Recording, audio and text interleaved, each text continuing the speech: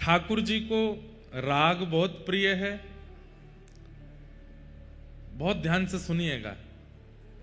पूरे भारत में जितने भी श्री कृष्ण के स्वरूप विराजमान हैं सबको सुनना प्रिय है, पर महाप्रभु जगन्नाथ जी को देखना प्रिय है, इसलिए बड़े बड़े नेत्र हैं इनके।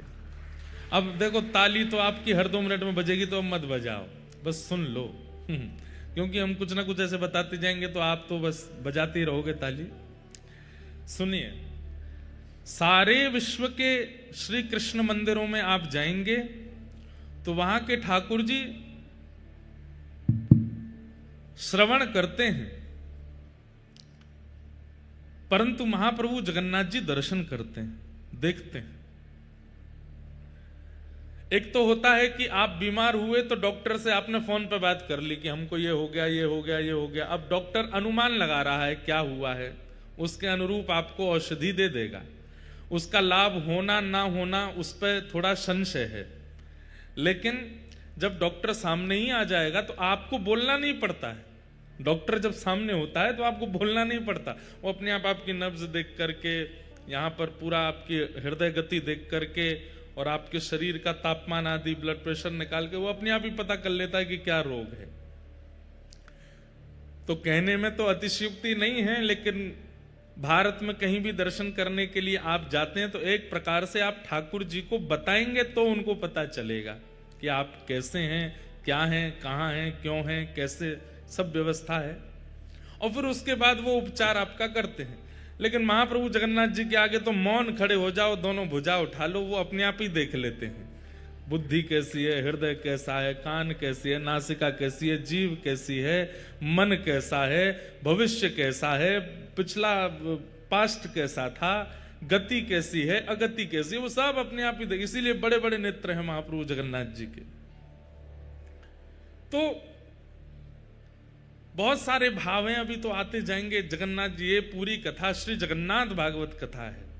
यहां तो हम जगन्नाथ जी को ही बहुत दिन बाद हमको अवसर मिला है जगन्नाथपुरी आकर के कथा कहने का। कोई कमी छोड़ने वाले नहीं हैं, पूरा पूरा बोलेंगे।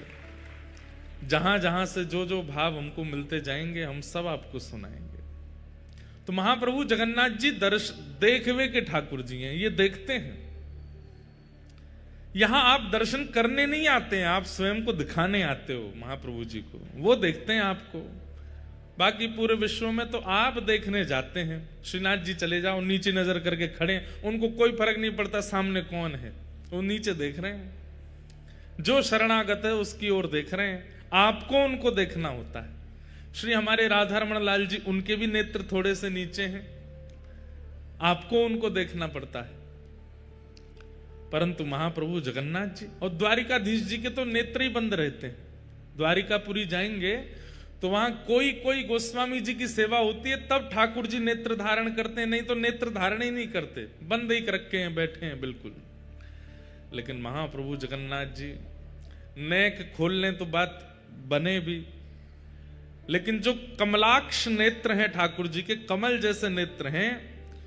कमल जैसे नेत्र की उपमा इसलिए दी, ठाकुर जी के नेत्र आधे खुलते हैं, आधे नेत्रों से ही ठाकुर जी देखते हैं। क्यों? बोले पूरे खोल के देख लिए तो सामने वालों जीवित ही ना रहेगो, घायल है जाएगो। लेकिन जगन्नाथपुरी आकर के ठाकुर जी ने अपने कमल नेत्रों को चकानयन बना लिया। बड़े बड़े नेत्र खोल करके ठाकुर जी सबको देख रहे हैं। महाराज जी कह रहे हैं ना कि जगन्नाथपुरी में तो सोना ही दंडवत है, जगन्नाथपुरी में घूमना ही परिक्रमा है, जगन्नाथपुरी में दर्शन ही सारे यज्ञ हैं, जप हैं, तप हैं, नियम हैं, महाप्रसाद। एक तिनका यदि पा लेते हैं तो श्री स्कंद पुराण में कितना वर्णन किया गया महाप्रसाद का। ऐसे महाप्रभु जगन्नाथ जी वो देखते हैं, सबको देखते हैं। तो महाप्रभु जगन्नाथ जी को नृत्य बहुत प्रिय है देखना, और उसमें भी जो यहां की कला प्रमुख जो नृत्य होता है, उस नृत्य को देख करके तो महाप्रभु जी बड़े आनंदित हो जाते हैं। रथ जब चलता है ठाकुर जी का, सब पंडा पुजारी रहेंगे, सब लोग रहेंगे, लेकिन नृत्य जरूर चल रहा होगा, या तो रथ के आगे पीछे इधर उधर कहीं ना कहीं नृत्य चलता रहता है। ठाकुर जी नृत्य दर्शन करते हैं।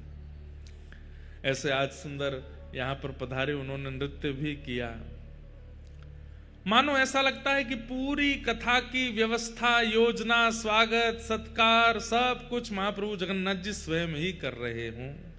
किसी मानव की इतनी स्थिति नहीं लगती है कि चारों वेदों के ब्राह्मण भी आ जाएं, यहाँ का प्रमुख नृत्य भी हो जाए, शंकराचार्य मठ से वहां के प्रतिनिधि भी आ जाएं, पूज्य महाराज जी भी आ जाएं, इतने सारे वैष्णव इकट्ठे हो जाएं, ठाकुर जी के तीनों रथ विराजमान हो जाएं, तीनों रथों पर ठाकुर जी विराजमान हो जाएं। ये सारी योजनाएं किसी मानव के वश से तो नहीं हो सकती हैं। ये सारी योजनाएं महाप्रभु जगन्नाथ जी स्वयं बना रहे हैं, स्वयं करा रहे हैं। तो परम आनंद हुआ। महाप्रभु जगन्नाथ जी ने जगन्नाथपुरी बुलाया है और इसका पूरा श्रेय जाता है हमारे सारस्वत परिवार को, जो कि गंगानगर राजस्थान से यहाँ पधारे हैं। एक बार इनके लिए जोरदार करतल ध्वनि। देखिए, हमको बहुमान करने में बहुत डर लगता है कि कहीं सामने वाले में अभिमान ना आ जाए, लेकिन हम बहुमान उसी का करते हैं जिसको हमें पता है कि इसको मान नहीं होगा। तो जो हमारा ये परिवार है, इन्होंने संकल्प तो लिया है कि हर तीर्थ में कथा करानी है। ये पहली कथा यहां से प्रारंभ हो रही है जगन्नाथ जी से, और उत्साह में कोई कमी नहीं है, उत्साह परिपूर्ण है, खूब भाव है, खूब बिल्कुल लगे हैं चकाचक आनंद में कि कोई कमी रह ना जाए। सब जैसे महाराज जी कहें, जैसे ब्राह्मण देवता कहें, जैसे सब लोग कहें, वैसी सब व्यवस्था। एक होता है ना कि हम कथा करा रहे हैं, हम जैसे चाहेंगे वैसे होगा, नहीं, जैसे हमारे ब्राह्मण देवता चाहेंगे, जैसे संत जन चाहेंगे, जैसे महाराज जी चाहेंगे वैसे होगा। हमारी कोई इच्छा नहीं है। और वास्तविक में यही, ऐसी ही कथाएं कहने में, सुनने में और करने में सुख मिलता है, जहां पर पूर्ण समर्पण कर दिया जाए ठाकुर जी के सन्मुख कि आप करो। ये पूरा जो पंडाल है कितना सुंदर रूप से बनाया गया, पूरे ऊपर यहाँ की कलाएं छापी गई हैं, पीछे ठाकुर जी के तीनों रथ विराजमान हुए। श्री जगन्नाथ महाप्रभु जिस रथ में विराजमान होते हैं उस रथ को नंदी घोष रथ कहते हैं। नंदी घोष रथ में महाप्रभु जगन्नाथ जी विराजमान होते हैं, और ताल ध्वज रथ में श्री बलभद्र जी, श्री बलराम जी विराजमान होते हैं, और दर्प दलन जो व्यासपीठ के पीछे विराजमान है, इस रथ में श्री सुभद्रा जी विराजमान होती हैं। इन तीनों रथों के दर्शन की भी महिमा अद्भुत है, महिमाओं से परिपूर्ण है। महात्म खत्म कहते कहते दिन खत्म हो जाएंगे, लेकिन जगन्नाथपुरी के महात्म नहीं पूरे हो सकते। इतना महात्मा है जगन्नाथ जी का, एक एक भाव का, एक एक वस्तु का, आरती का अलग, दर्शन का अलग, बड़ श्रृंगार का अलग, चंदन लागी का अलग, रथ यात्रा का अलग, गुंडीचा दर्शन का अलग, महाप्रसाद का अलग, स्नान पूर्णिमा का अलग। हर दिन इतने महात्म हैं, इतने महात्म हैं। इसीलिए महाराज जी बोले, वो बात हमें बढ़िया लगी, यहां लेटना ही दंडवत है, कुछ नहीं, आप पड़े रहो, कोई मत करो। इसीलिए हमारा वृंदावन भी कोई कम नहीं है, वो भी ये उड़ीसा का वृंदावन है जगन्नाथपुरी। और श्री चैतन्य महाप्रभु, जब चैतन्य महाप्रभु ने संन्यास ग्रहण किया तो वे वृंदावन जाने चाहते थे, वृंदावन में रहना चाहते थे, लेकिन अपनी मां को जब प्रणाम करने के लिए गए तो मां ने महाप्रभु जी को आज्ञा दी, देखो आप संन्यास ले रहे हो, अच्छी बात है, आपकी इच्छा है, पर वृंदावन बहुत दूर है, मायापुर जहां महाप्रभु जी विराजे वहां से नदिया, बीच बीच में इन 7 दिनों में महाप्रभु जी के चरित्र भी हम सुनेंगे। चैतन्य महाप्रभु जी का कैसा भाव जगन्नाथपुरी के प्रति। अभी जयपुर में श्री चैतन्य महाप्रभु का 3 दिन तक चरित्र कहने का अवसर मिला, अद्भुत है। तो श्री चैतन्य महाप्रभु जब अपनी मां को प्रणाम करने के लिए गए तो मां ने कहा, देखो तुम सन्यास ग्रहण कर रहे हो, लेकिन हमारी इच्छा है कि तुम मायापुर बंगाल से इतनी दूर वृंदावन तो मत जाओ। क्यों? महाप्रभु जी तो चाहते ही वृंदावन जाना थे। तब मां ने कहा कि देखो, कल को अगर हमारे प्राण गए, वृद्धावस्था तो है हमारी, कल को प्राण गए तो आने में भी तुम तक संदेश पहुंचने में कितना समय लगेगा, फिर तुम आ भी पाओगे कि नहीं, बहुत लंबा समय लग जाएगा। इसलिए हमारी तुमसे प्रार्थना है कि बंगाल के समीप में ही उड़ीसा है और उड़ीसा में महाप्रभु जगन्नाथ जी विराजते हैं, वो जगन्नाथपुरी ही श्री वृंदावन है। इसलिए और कोई बात हमको नहीं कहनी है, केवल आपसे एक ही निवेदन करना है कि आप जगन्नाथपुरी में विराजो। तो अपनी मैया के वचन निभाने के लिए श्री चैतन्य महाप्रभु जगन्नाथपुरी में रहे, जगन्नाथपुरी में निवास किया। तो महाप्रभु जी श्री मंदिर को, जहां जगन्नाथ जी विराजते हैं, उसे द्वारिकापुरी मानते थे, और गुंडीचा, जहां ठाकुर जी रथ में बैठ के जाते हैं, उसको वृंदावन मानते थे। साक्षात समुद्र को ही श्री यमुना जी का स्वरूप मानते थे, और लीलाचल पर्वत को श्री गिरिराज जी मानते थे। यहां की जो गलियां हैं, इन्हीं को कुंज गली मानते थे। इसी भाव से महाप्रभु जी रहते थे कि ये कोई अन्य स्थान नहीं, ये वृंदावन ही है, उड़ीसा का वृंदावन, श्री जगन्नाथ। इसलिए प्रभु, आपका और मेरा बहुत बड़ा सौभाग्य है। पितृपक्ष विश्राम होंगे, नवरात्रि प्रारंभ होगी, और हमारा यहां कथा उत्सव, कथा मनोरथ चलेगा। तो इस कथा का मूल उद्देश्य है, हमारे सारस्वत परिवार के जो हमारे भैया हैं, इनके ठाकुर जी का जन्मोत्सव है, और अपने ठाकुर जी के जन्मोत्सव के उपलक्ष्य में ये कथा इन्होंने यहां करवाई है। लोग बाग अपने जन्मोत्सव पर कराते हैं या अपने घर के किसी उत्सव में कराते हैं, लेकिन नहीं, ठाकुर जी का जन्मोत्सव मना रहे हैं, उनके लड्डू गोपाल जी का। और इस कथा के मुख्य यजमान प्यारे गिरधर लाल जी और उनके गोपाल जी ही हैं। उन्हीं दोनों के प्रतिनिधि में ये कथा उत्सव यहां मन रहा है। तो बड़े सौभाग्य की बात है। सतयुग के धाम हैं श्री बद्रीनाथ। अच्छा, एक बात बताएं, हमारे ऊपर तो बड़ी कृपा है, 11 महीने में हमारे 4 धाम पूरे हो रहे हैं। कैसे? बीते हुए साल के दिसंबर में रामेश्वरम में कथा हुई, इस साल के प्रारंभ में जनवरी में द्वारिका में कथा हुई, अब जगन्नाथपुरी में हो रही है, अक्टूबर में बद्रीनाथ में होगी। 4 धाम हमारे एक साल भी नहीं होंगे पूरे, उसमें 4 धाम हो जाएंगे, कथाएं पूरी हो जाएंगी। तो रामेश्वरम, द्वारिका, अब जगन्नाथपुरी, और अक्टूबर में जाएंगे बद्रीनाथ। आप सब लोग भी वहां पधारिएगा। वहां श्रीमद् भागवत के 11 स्कंद पर कथा होगी, कृष्ण उद्धव संवाद। तो सतयुग के जो धाम हैं वो हैं श्री बद्रीनाथ धाम। सतयुग में भगवत प्राप्ति के लिए तपस्या आवश्यक है, इसलिए ठाकुर जी भी वहां तपस्या ही कर रहे हैं। तपस्या में बैठे हैं नारायण भगवान, नर नारायण दोनों विराजमान हैं। त्रेता के ठाकुर जी हैं श्री रामेश्वरम। शैवों के लिए रामेश्वरम और वैष्णवों के लिए श्रीरंगम दक्षिण में विराजमान। त्रेता में यज्ञ की प्रधानता है। स्वयं प्रभु श्री राम ने जहां राम तीर्थ रामेश्वरम में बैठ करके यज्ञ किया और महादेव से प्रार्थना करते हुए सेतु बंद बनाया, ऐसे त्रेता के भगवान हुए श्री रामेश्वर भगवान। द्वापर के आराध्य देव हैं श्री द्वारिकाधीश। और द्वापर में यज्ञ की प्रधानता नहीं है, तप की प्रधानता नहीं है, ठाकुर जी की सेवा की प्रधानता है। इसलिए सेवा अद्भुत होती है। चकाचक राजभोग पाते हैं, बाल भोग पाते हैं, ब्यारू भोग पाते हैं, सुंदर श्रृंगार करते हैं, राजाधिराज महाराज बनकर के द्वारिका में ठाकुर जी बैठते हैं। तो सतयुग, त्रेता, द्वापर और कलयुग के भगवान हैं श्री जगन्नाथ महाप्रभु। इसलिए बंधुओं एक बात बोलें,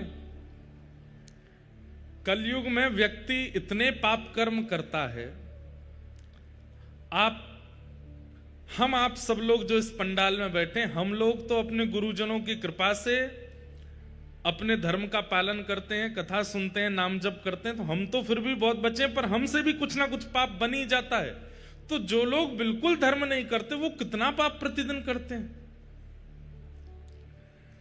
सतयुग, त्रेता, द्वापर में जो मनुष्य अपने जीवन काल में 2-4 बार पाप कर देता है, वो पाप तो हमसे हर घंटे बनते हैं इस कलिकाल में। पूरे जीवन में जो पाप बनता है सतयुग, त्रेता, द्वापर में, वो कलयुग के लोग हर दिन करते हैं। कैसे उद्धार होगा हमारा, कैसे कल्याण होगा हमारा? इसकी चिंता हुई महाप्रभु जगन्नाथ जी को। तब महाप्रभु जगन्नाथ जी ने अत्यंत सरल, अत्यंत सहज, अत्यंत दीन वत्सलता, अत्यंत भक्त वत्सलता धारण रूप करके महाप्रभु जगन्नाथ जी विराजे। इतनी सहज पापों की निवृत्ति जगन्नाथपुरी में कर दी है। महाप्रभु जगन्नाथ जी के महाप्रसाद का एक तिनका भी यदि व्यक्ति रोज पाता है, महाप्रसाद का एक, तो सबसे बड़ी बात है जगन्नाथपुरी में सब कुछ महा है। पूरी दुनिया में प्रसाद है, यहां पे महाप्रसाद। पूरी दुनिया में ठाकुर जी आजान बाहु हैं, यहां पे महाबाहु हैं। पूरी दुनिया में समुद्र नारायण हैं, लेकिन यहां पे महोदधि, यहां पे समुद्र भी महोदधि हैं। पूरी दुनिया में प्रभु हैं, यहां पे महाप्रभु, यहां सब कुछ महा है। श्री क्षेत्र में जैसे ही व्यक्ति प्रवेश करता है, जगन्नाथ जी के दर्शन की तो बात बहुत आगे है। जहां से श्री नील चक्र दिखाई देना प्रारंभ हो जाता है, नील चक्र दर्शन करते ही जन्म से लेकर अब तक जितने पाप हैं, नील चक्र के दर्शन से तुरंत सब पाप समाप्त हो जाते हैं। ये जगन्नाथपुरी है। आप यहां भीतर आओगे, महाप्रसाद पाओगे, जगन्नाथ जी का दर्शन करोगे, रथ यात्रा का दर्शन करोगे, स्नान पूर्णिमा का दर्शन, वो तो बहुत आगे की बात है। जैसे ही भुवनेश्वर से, कटक से, जहां से भी आप आ रहे हो, बस एक चीज का ध्यान रखना है कि जब जगन्नाथपुरी आ रहे हो तो नेत्र खोल करके चारों तरफ देखते आओ। जैसे ही नील चक्र दूर से दिखाई दे जाते हैं, कम से कम 8-10 किलोमीटर दूर से ही महाप्रभु जगन्नाथ जी का शिखर दिख जाता है, और उसमें जो नील चक्र है, उस नील चक्र का केवल दर्शन कर लीजिए। उस दर्शन का ही इतना प्रभाव है कि जन्म से लेकर के अब तक जितने पाप किए हैं सब नष्ट हो जाते हैं। सोचो, जैसे नील चक्र देखा, हमारे पाप शून्य हो गए, 0, कुछ नहीं बचा अब हमारे अंदर। अब यहां रह करके जगन्नाथ जी दर्शन किए, महाप्रसाद पाया, यहां रह करके कथा सुन रहे हैं, महोदधि समुद्र में स्नान करेंगे। आज एकादशी है। स्कंद पुराण में कहते हैं और जगह एकादशी पर व्रत किया जाता है, लेकिन जगन्नाथपुरी में आकर के, अच्छा व्रत भी जो लोग नहीं करते और जगह रहने वाले, उनको भी निषेध कहा गया कि रोटी भले ही खा लेना, चावल तो बिल्कुल नहीं पाने हैं। लेकिन जगन्नाथपुरी का नियम है, यहां पर एकादशी के दिन आकंठ भोजन करना चाहिए, और उसमें भी क्या पाना चाहिए? महाप्रसाद पाना चाहिए, आकंठ। अच्छा एक बात और, कई लोग कहते हैं कि श्री जगन्नाथपुरी में एकादशी नियम होता ही नहीं, और अगर ये बहाना लगा करके होटल पे खा रहे हैं, बाहर कुछ भी खा रहे हैं, चाउमीन, पिज्जा, बर्गर उड़ा रहे हैं एकादशी के दिन, और कह रहे हैं कि यहां तो एकादशी होती नहीं, तो महापाप लगेगा। एकादशी के दिन केवल और केवल महाप्रसाद ही आप लोग पा सकते हैं। ठाकुर जी का अधरामृत पाने की आज्ञा है, बाहर का अपनी जीव के चटोरेपन के लिए कुछ खाने लग जाओगे तो अपराधी है भैया वो। इसलिए आज एकादशी है। आज हम सवेरे निकले बंबई से, कुछ नहीं पाए, केवल पानी पर रहे। यहां पहुंचे लगभग 12:30 बजे, महाप्रभु का प्रसाद आया। सबसे पहले वही और इतनी कृपा करते हैं महाप्रभु जी, मैं जब जब जगन्नाथपुरी आता हूं अधिकतर मेरा आगमन एकादशी पर ही होता है, और एकादशी पर यहां महाप्रसाद पाने का अवसर प्राप्त होता है। भैया एकादशी के दिन यहां महाप्रसाद पाने से एकादशी प्रसन्न हो जाती है, एकादशी तृप्त हो जाती है, एकादशी आपको आशीष प्रदान करती है, एकादशी आपकी सफल हो जाती है। और अब तक जितनी एकादशियों में अपराध बन गए होंगे वो सारे अपराध विमुक्त हो जाते हैं यहां एकादशी के दिन महाप्रसाद पाने से। ऐसी जगन्नाथपुरी है। और कहते हैं द्वादशी को, त्रयोदशी को, एकम को, द्वितीया को, चतुर्थी को, अष्टमी को जितना मन हो उतना पाना, लेकिन एकादशी के दिन जितनी क्षमता है उससे ज्यादा पाना है, आकंठ पाना है। हाँ हाँ, जितनी खुराक है उससे अधिक पाने की आज्ञा करते हैं स्कंद पुराण में। ऐसे महाप्रभु जगन्नाथ जी की हम नगरी में आए हैं। बंधुओं, आज तो कथा हुई, शाम को 4:30 बज गए, सब लोग इधर देखो, पर कल से कथा का समय है सुबह 10 बजे से। 10 बजे से लेकर के 1 बजे तक का समय है कथा का। आप सब लोग उससे पूर्व ही बाल भोग आदि करके बिल्कुल चकाचक आनंद करके सब लोग आके बैठ जाना 10 बजे तक, और फिर 10 बजे से लेके 1 बजे तक हम लोग कथा श्रवण करेंगे। फिर कल हम पूरी आपको सूचना देंगे हर दिन कथा के बाद में क्रम क्या है। कथा यहां 1 बजे पूरी होगी, उसके बाद आप सब लोग जाकर के अपना प्रसाद आदि पाके थोड़ी देर विश्राम करो। शाम को एक स्थान बता दिया जाएगा, 4:30 5 जो भी समय रहेगा उतने बजे सब लोग वहां इकट्ठे होंगे, अपने अपने साधन अपने आप लेकर के आएंगे। और जिनको बहुत ही आराम करने की इच्छा वो आराम भी कर सकते हैं, कोई दिक्कत नहीं है। महाराज जी बोल गए आराम दंडवत है, करते रहो, दंडवती करते रहो। जो यहां केवल कथा सुनेंगे और लेटे रहेंगे उनकी दंडोती होती रहेगी,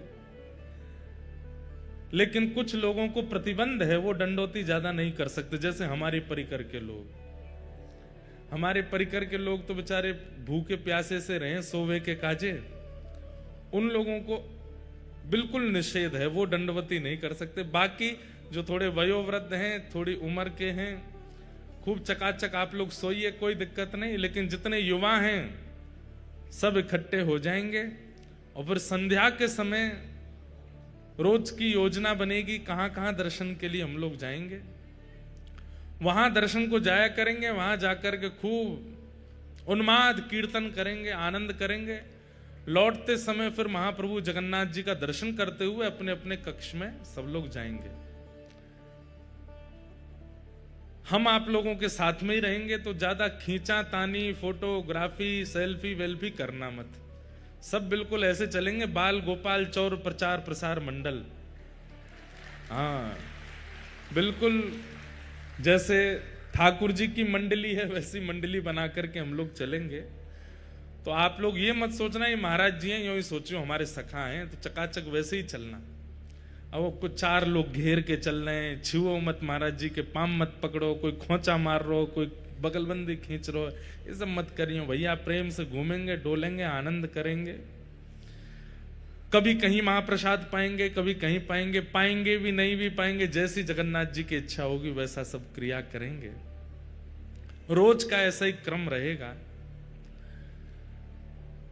जिस दिन समुद्र स्नान करना होगा उस दिन की आप सबको योजना बता देंगे, सब लोग समुद्र स्नान करेंगे। पर भैया हम पहले ही आप लोगों से हस्ताक्षर करवा लेंगे कि कहीं तुम हमारी आज्ञा के बिना बहुत भीतर गए तो सीधे वैकुंठ में जाके हमारी प्रणाम कर देना। हाँ, कहीं पता चली महाराज जी लेके गए थे भैया, सीधे क्षीर सागर में प्रवेश कर गए, ऐसा मत कीजिएगा। जिन लोगों को तैरना आता है उन लोगों से हमारी विशेष प्रार्थना कि किनारे ही नहाना, क्योंकि जिनको तैरना नहीं आता वो बेचारे अंदर जाएंगे ही नहीं।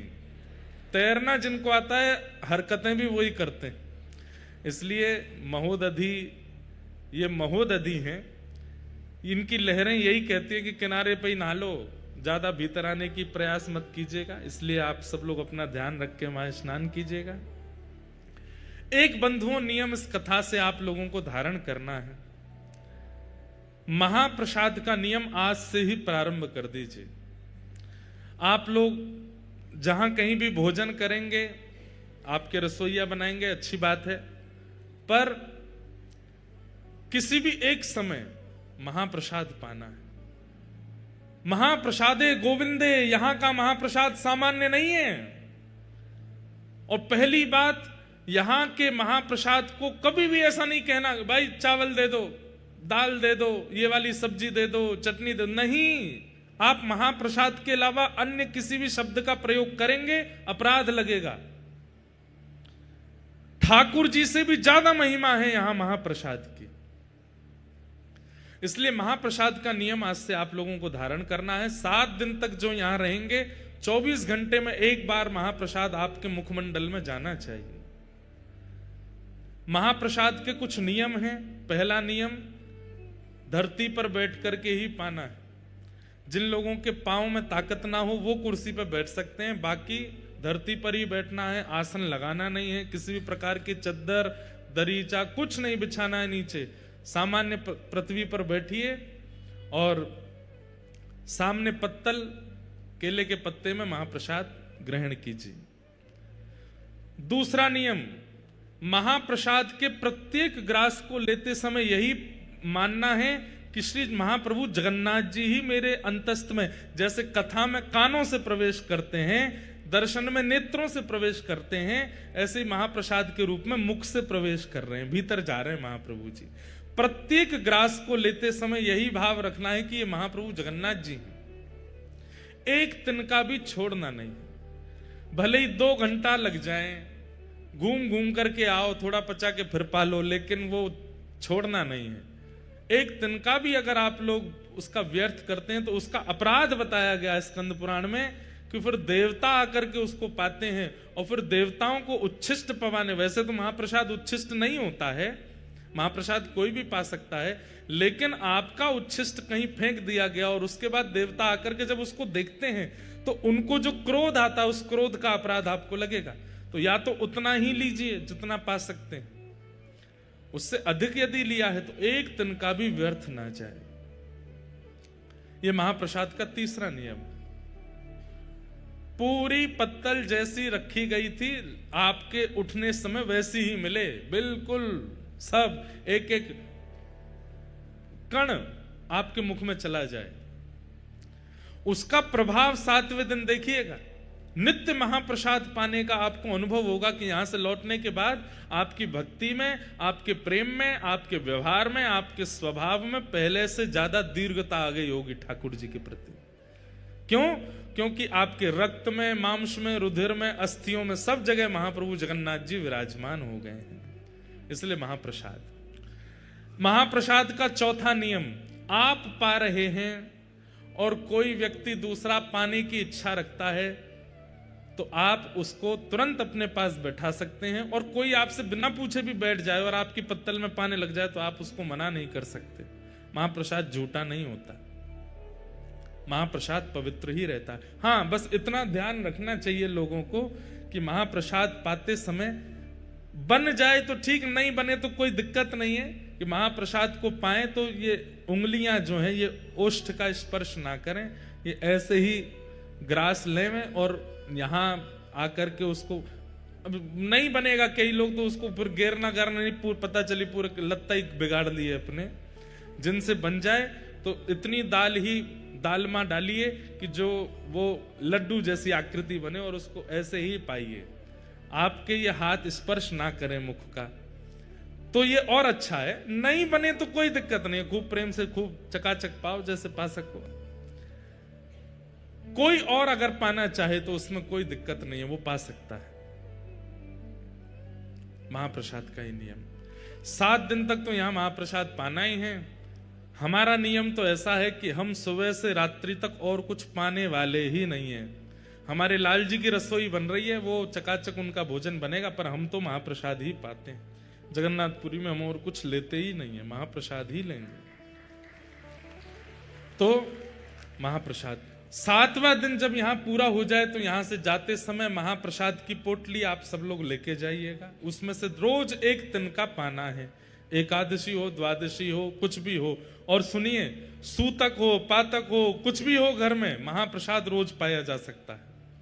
मंदिर में प्रवेश निषेध होता है कई विशेष दिनों में, लेकिन महाप्रसाद को ग्रहण करने की अनुमति हर स्थिति में है। नहाए हो, बिना नहाए हो, पवित्र हो, अपवित्र हो, सो रहे हो, सो के उठे हो, जब चाहो महाप्रसाद का एक तिनका रोज लेना। महाप्रसाद ये ऐसे महाप्रसाद नहीं बन जाता। जगन्नाथ जी की सबसे बड़ी रसोई है विश्व में।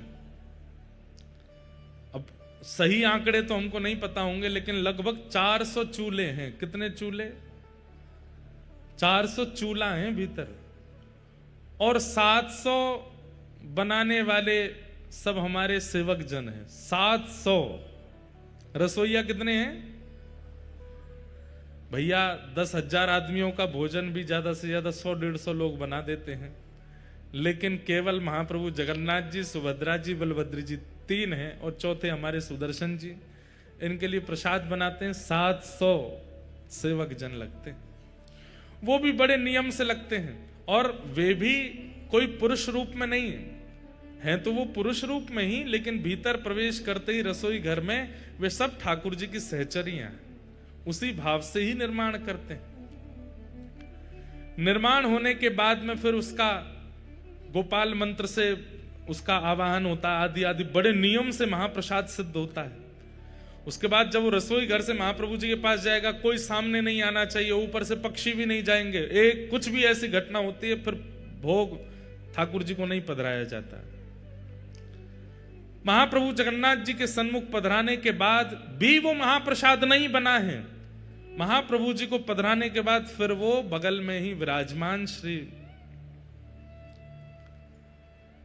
बिमला माता जी को पधराया जाता, उसके बाद वो महाप्रसाद होता है। बिमला माता कौन है? दर्शन कीजिएगा। जो शक्तिपीठ हैं भारत में, उनमें से एक शक्तिपीठ महाप्रभु जगन्नाथ जी के मंदिर में ही है, विमला देवी। महाप्रभु जी को प्रसाद अर्पित होने के बाद में विमला देवी जी के सन्मुख पधराया जाता है, और जब विमला देवी उसको पा लेती हैं तब वो महाप्रसाद कहलाता है। उसके बाद वो सब देवी देवताओं में सब में वितरण होता है, सब भक्तों में वितरण होता है। उसके बाद आनंद बाजार में आता है और वहां से हम आप सब लोगों को मिलता है। विमला देवी कौन है? पार्वती। आप कहेंगे महाराज जी नारायण और लक्ष्मी जी का तो मेल देखा है, आप कहेंगे कृष्ण किशोरी जी का मेल देखा है, पर ये जगन्नाथ जी का विमला देवी पार्वती जी कैसे विराज रही हैं? तो एक बहुत सुंदर कथा है स्कंद पुराण में। ठाकुर जी का महाप्रसाद सबको नहीं मिलता था जगन्नाथ जी के विराजमान होने से पहले। ध्यान से सुनिएगा, श्री ठाकुर जी का महाप्रसाद सब जगह प्रसाद है, यहां महाप्रसाद है। ये महाप्रसाद या तो जगन्नाथपुरी में है या वैकुंठ में है, और तीसरा कोई स्थान नहीं है महाप्रसाद का। या तो जीवित अवस्था में जगन्नाथपुरी में महाप्रसाद मिल सकता है, या मृत्यु के उपरांत कोई वैकुंठ गया तो वहां मिलेगा, लेकिन वैकुंठ में भी बहुत मुश्किल है। कैसे मुश्किल है सुनो। एक बार नारद जी पहुंचे, और नारद जी रोज दर्शन करते हैं ठाकुर जी का, दर्शन करके आनंदित हो जाते हैं, परिक्रमा लगाते हैं। कभी ठाकुर जी की माला जी मिल जाती है, कभी ठाकुर जी का उपरना मिल जाता है, कभी ठाकुर जी के इत्र प्रसादी मिल जाती है, कभी ठाकुर जी का चंदन प्रसाद मिल जाता है। दर्शन करते करते वर्षों बीत गए तो नारद जी के मन में आया सब प्रसाद मिलते हैं, एक बार ठाकुर जी का अधरामृत महाप्रसाद मिल जाए। तो नारद जी बोले मैं नारद हूं, मेरी बात को कोई रद्द नहीं कर सकता, मैं मांगूंगा तो मुझे देना पड़ेगा। सब लोग इधर देखो, ध्यान से सुनो। तो श्री नारद जी महाराज प्रार्थना करने लगे, जय विजय से प्रार्थना की, निरस्त हो गई। और समीप जाकर के कोई अति सामीप्य वर्तन से पूछी, उन्होंने भी निरस्त कर दी। तब किसी ने संकेत किया, बोले एक को अधिकार है महाप्रसाद देने का। बोले किसका? लक्ष्मी जी का। नारद जी महाराज लक्ष्मी जी के पास गए और कहा कि हे मां, आप कृपा करो। बोले क्या कृपा करें? ठाकुर जी का महाप्रसाद चाहिए हमको। लक्ष्मी जी बोली क्या बात कर रहे हो? बोले हाँ, ठाकुर जी जो प्रसाद पाते हैं उसके बाद जो महाप्रसाद, तिनका प्रसाद, वो हमें चाहिए। लक्ष्मी जी बोली असंभव, वो नहीं प्राप्त हो सकता। बोले क्यों? बोले जब ठाकुर जी प्रसाद पाते हैं तो ठाकुर जी की प्रसाद पाती जैसे ही ठाकुर जी उठ के जाते हैं, वो थाली जो है ना, उस पर सबसे पहले अधिकार तो हमारा है। और हमारे बाद ये जितनी सहचरियां वैकुंठ की हैं, जितनी हमारी सेवा में रहती हैं, इन सबके भी साल बटे हुए हैं, इतनी संख्या में हैं कि एक साल में केवल इतनी सखियों को मिलेगा, उसके अगले साल इतनी सखियों का नंबर आएगा, फिर उस अगले साल 100 साल में जाकर के तो सखियां पूरी होती हैं, इनको भी पूरा नहीं बटता। जय विजय आदि तक को प्राप्त नहीं हो पाता, आपको कैसे दे दें? एक एक तिनके के भी 5-5 हिस्से होते हैं और वो बटता है सब में। सोच रहे हैं आप? ठाकुर जी की प्रसादी का एक चावल, उसके 5 हिस्से किए जाते हैं और वो थोड़े थोड़े छोटे छोटे से हिस्से जो हैं तिल के बराबर, वो बटते हैं, वो पाकर के आनंदित होते हैं। कैसे दे दें आपको? बिल्कुल समय ही नहीं है। यहाँ तो अभी लंबी लाइन है, 1-1.5 करोड़ साल बाद आना, तब हो सकता है कि एक तिनका का एक अंश तुमको मिल जाए। नारद जी महाराज बोले मुझ पर कृपा करो, इतना प्रतीक्षा नहीं कर सकता, एक बार महाप्रसाद पाना है। 1 दिन, 2 दिन, 10 दिन, 1 महीना बीत गए तो लक्ष्मी जी बोली एक काम हो सकता है। बोले क्या? अपने जटा जूट खोल लो, लहंगा फरिया पहन लो, गले में सुंदर हार धारण करके, कानों में कुंडल लगा के, आंखन में काजल लगा के गोपी बन के आओ, तो हम तुमको सहचरियों में ले लेंगी अंदर, और फिर सहचरियों में फिर वहां तुम थोड़ा हट पूर्वक, छल पूर्वक, कैसे भी करके जिस पंक्ति का प्रसाद, महाप्रसाद का समय, उसमें कैसे भी बैठ जाना, तो तुमको एक तिनका मिल जाएगा। नारद जी बोले इसमें क्या, हमारे ठाकुर जब लाली बनवे में संकोच ना करे तो हम कब करेंगे? और श्री नारद जी तुरंत महाराज अपनी जटा जूट खोल करके बढ़िया सुंदर शीश पर चुनरी। इसका भाव क्या है?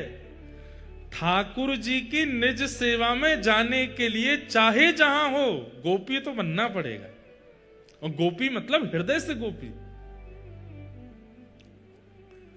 नारद जी महाराज सखी बन गए। लक्ष्मी जी चुपचाप उनको रसोई घर में ले गई। बोले ठाकुर जी को नहीं पता चलना चाहिए, क्योंकि इतने सब लोग हैं, सब पर कृपा होती है, तो ठाकुर जी को कोई ये इस प्रकार से कोई प्रवेश करता, ठाकुर जी को बहुत संकोच लगता है कि अभी इतने लोग बैठे हैं, इतने वर्षों की प्रतीक्षा है, और आप जबरदस्ती ये वीवीआईपी बीच में घुसे आए हो। ठाकुर जी को अच्छा नहीं लगता, इसलिए ठाकुर जी को पता नहीं चलना चाहिए, चुपचाप यहाँ सेवा करते रहो। नारद जी बेचारे कभी बर्तन मांजने की सेवा, कभी सामग्री अमनिया करने की सेवा करते हैं। एक दिन ठाकुर जी का महाप्रसाद मिले, और एक दिन पता नहीं कैसे योजना बनी और नारद जी उस पंक्ति में बैठ गए जिस पंक्ति में महाप्रसाद के 5-5 टुकड़े बांटे जा रहे हैं। नारद जी महाराज सामने बैठे, लक्ष्मी जी परोसती भाई जैसे ही आई तो नारद जी को थोड़ी देख करके उनको कृपा की इच्छा हुई, और उन्होंने महाप्रसाद के 2 तिनके, महाप्रसाद चावल के 2 तिनके उनके हाथ में धर दिए। कहां एक तिनका के 5 हिस्सा बांटे जा रहे हैं, उन्होंने 2 तिनका दे दिए। और जैसे ही महाप्रसाद हाथ में आया तो जैसे अत्यंत दिनों का प्यासा व्यक्ति उसको पानी दिख जाए, वो कहां रोक पाता है। आपने तुरंत एक महाप्रसाद का तिनका अपने मुख में जैसे ही धारण किया, आहा, वो धारण करते ही आपको प्रेम लक्षण प्रकट होने लगे, नेत्रों से अविरल अश्रुधार गिरने लगी, रोम रोम पुलकित हो गया। भुजा उठाकर के श्री नारद जी महाराज नृत्य करने लगे। हा कृष्ण, हा माधव, हा केशव, हा गोविंद, हा मधुसूदन। प्रेम की अद्भुत अवस्था प्राप्त हो गई नारद जी को। इतने वर्षों में संकीर्तन करके भी जो ठाकुर जी की अवस्था नहीं मिली थी, वो अवस्था केवल महाप्रसाद प्राप्त करते ही नारद जी की प्रकट होने लगी। इतने में ठाकुर जी की दृष्टि गई, ये कौन सखी है, ये कौन नई नवेली सहचरी है, इतनी जोर से नृत्य कर रही है।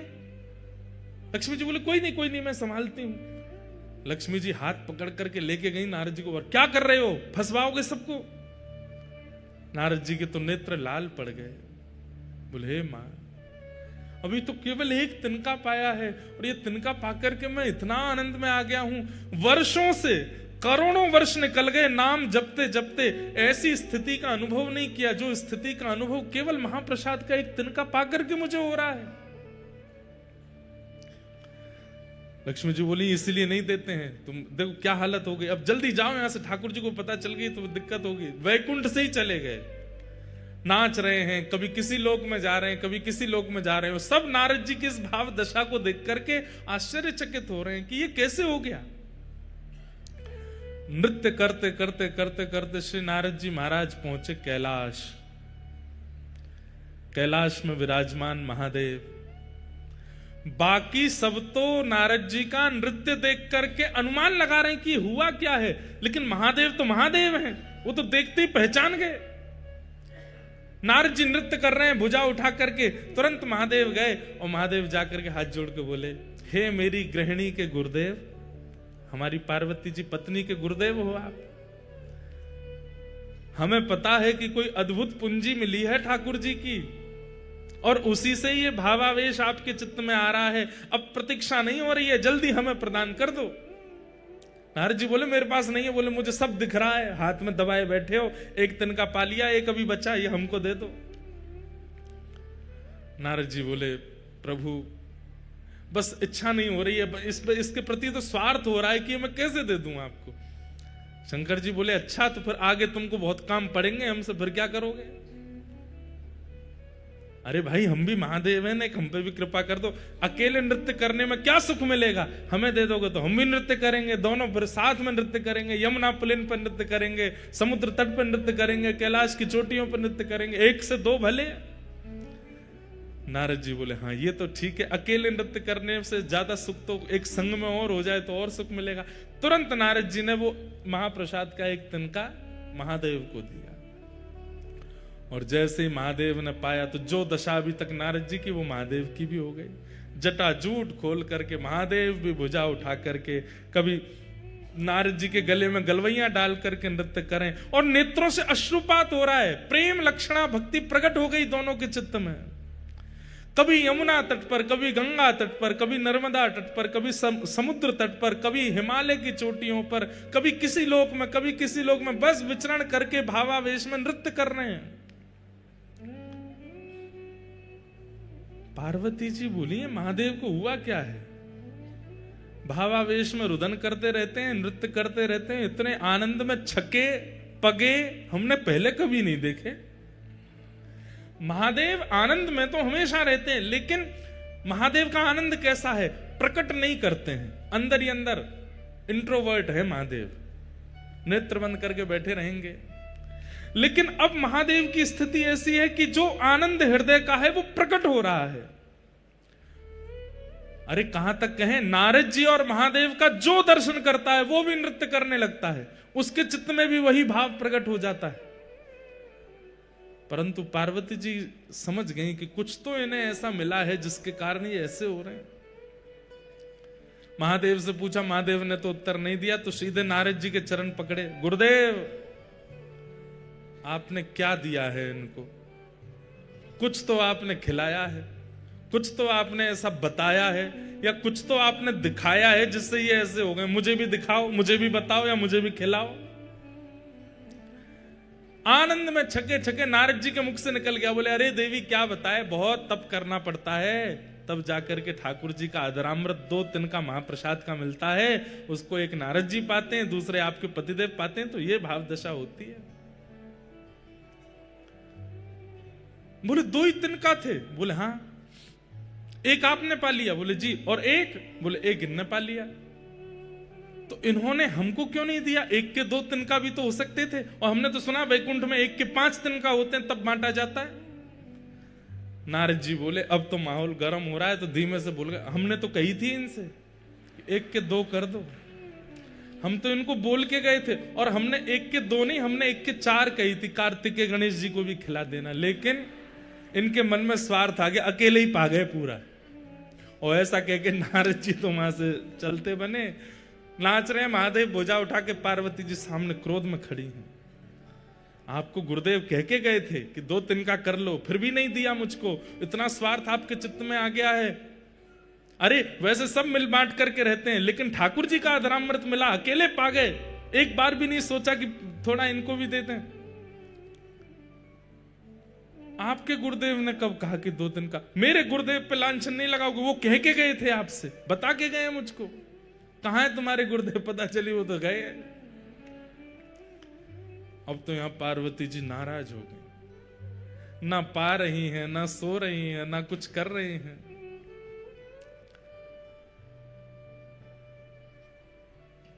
महादेव पहुंचे। देवी क्या बात है? बोले मुझे भी महाप्रसाद चाहिए। तो महादेव बोले देखो, अब महाप्रसाद के लिए तो बहुत यत्न करना पड़ता है, तब जाकर के वो प्राप्त होता है। अब वो यत्न दोबारा कौन करेगा? मुझे नहीं पता, मुझे चाहिए। तब महादेव ने ध्यान करके पार्वती जी को बताया कि तुम्हारा पूर्व रूप जो सती का था, जहां जहां जो जो अंग पड़े थे, वहां वहां शक्तिपीठ प्रकट हो गई। उन्हीं में तुम्हारा नाभि क्षेत्र जो है वो एक श्री क्षेत्र समुद्र तट पर नीलाचल पर्वत पर विराजमान है। वहां जाकर के तुम तप करो, और वहां तुम इसी भाव के लिए तप करो कि तुम्हें ठाकुर जी का महाप्रसाद मिले। और उस तप के प्रभाव से देवी हमको तो एक तिनका मिला है, लेकिन मैं दीर्घ दृष्टि से देख पा रहा हूं, अगर तुम्हारा तप सफल हो गया तो महाप्रभु जगन्नाथ जी का जो एक तिनका मुझे और नारद जी को मिला, वो महाप्रभु जी का महाप्रसाद की पूरी हंडी महाप्रभु जी के भोग लगने के बाद सीधे आपके सन्मुख आएगी, और आप जब प्रसाद पाओगे उसके बाद ही वो महाप्रसाद बनेगा और सबको वितरण किया जाएगा।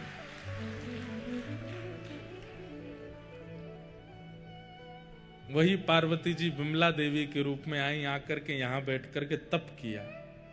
किसके लिए तप किया? आपका महाप्रसाद चाहिए। तब महाप्रभु जगन्नाथ जी ने आपको आज्ञा दी, हम जगन्नाथ रूप में यहां विराजेंगे, लक्ष्मी जी ही हमारी रसोई सिद्ध करेंगी।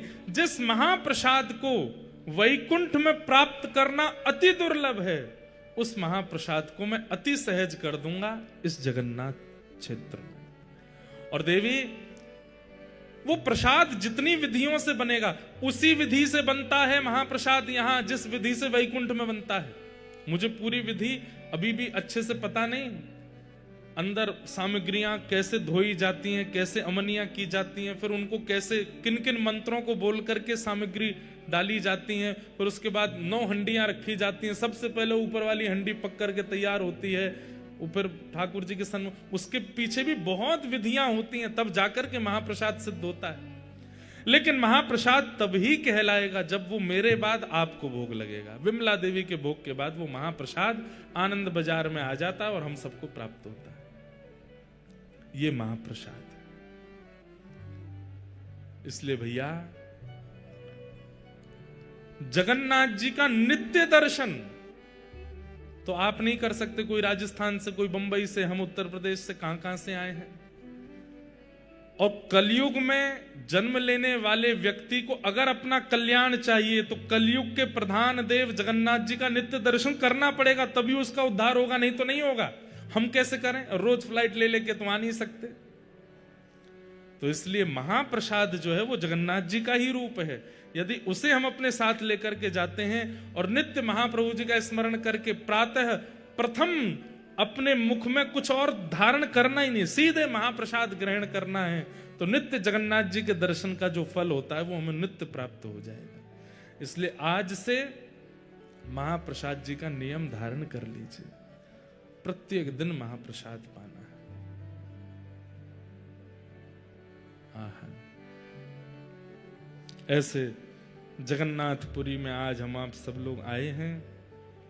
कितना सुंदर मंच बना है, मानो जैसे हम आप सब लोग दर्शनार्थी हैं और महाप्रभु जगन्नाथ जी श्री मंदिर से गुंडीचा की ओर चल रहे हैं। यहाँ की रथ यात्रा तो 2 दिन 3 दिन में पूरी हो जाती है, परंतु ये रथ यात्रा कथा रूपी तो 7 दिन तक चलने वाली है। खूब आनंद हम लोगों को होगा, खूब सुख मिलेगा। श्री कबीर दास जी एक पद गाते हैं जगन्नाथपुरी का दर्शन करके। ठाकुर भले विराजे हो उड़ीसा जगन्नाथपुरी में, ठाकुर भले विराजे हो उड़ीसा जगन्नाथपुरी, ओ ठाकुर भले विराजे हो उड़ीसा जगन्नाथपुरी में, ठाकुर भले विराजे हो उड़ीसा जगन्नाथपुरी में, ओ ठाकुर भले विराजे हो उड़ीसा जगन्नाथपुरी में, ठाकुर भले विराजे हो उड़ीसा जगन्नाथपुरी में, उड़ीसा जगन्नाथपुरी में,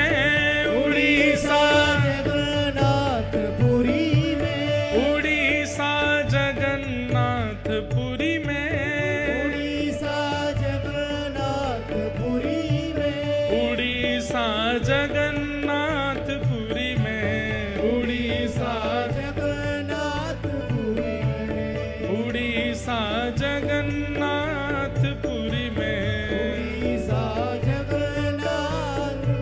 में, ठाकुर भले विराजे हो उड़ीसा जगन्नाथपुरी में, ठाकुर भले विराजे हो उड़ीसा जगन्नाथपुरी में, ओ ठाकुर भले विराजे हो उड़ीसा जगन्नाथपुरी में, ओ ठाकुर भले विराजे हो उड़ीसा। बंधुओं, इस पद में श्री कबीर दास जी व्याज स्तुति कर रहे हैं। व्याज स्तुति मतलब बीच बीच में व्यंग और मार रहे हैं जगन्नाथ जी को। वाह, द्वारिका में तो बड़े ठाट हैं, मथुरा में तो बड़े ठाट हैं, काशी में तो बड़े ठाट हैं, यहाँ कैसे विराज रहे हो। इसलिए बीच बीच में कई शब्द ऐसे हैं उनमें थोड़ी व्यंगात्मक मतलब थोड़ी हंसी कर रहे हैं जगन्नाथ जी की। भाव से गाओ। कब से छोड़ी मथुरा नगरी, कब से छोड़ी काशी, कब से छोड़ी मथुरा नगरी, कब से छोड़ी काशी, हाँ कब से छोड़ी मथुरा नगरी, कब से छोड़ी काशी, कब से छोड़ी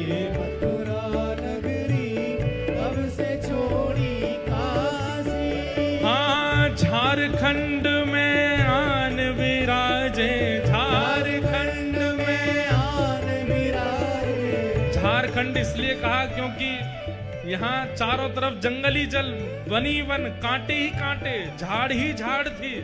झारखंड में आन विराजे, झारखंड में आन विराजे, ओ यहाँ वृंदावन के वासी, ठाकुर भले विराजे हो उड़ीसा जगन्नाथपुरी में, ठाकुर भले विराजे हो उड़ीसा जगन्नाथपुरी में, झारखंड में आन विराजे, झारखंड में आन विराजे, यहाँ वृंदावन के वासी, ओ ठाकुर, ओ ठाकुर, ठाकुर भले विराजे हो उड़ीसा जगन्नाथपुरी में, ठाकुर भले विराजे हो उड़ीसा जगन्नाथपुरी। देखो यहाँ पे लेटना दंडवत है, इसका मतलब यूं थोड़ी है कि कच करोगे ही नहीं।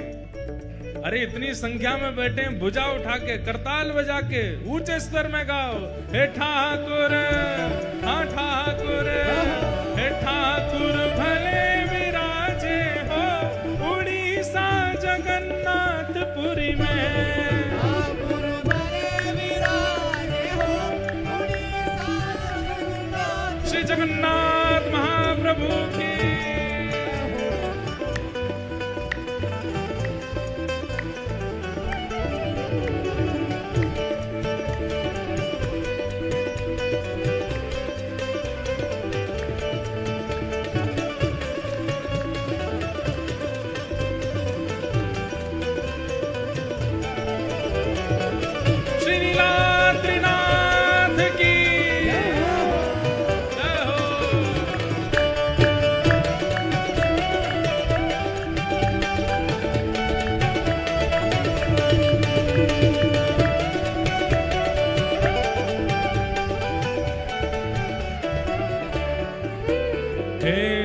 सतयुग छोड़ी मथुरा नगरी, द्वापर छोड़ी काशी।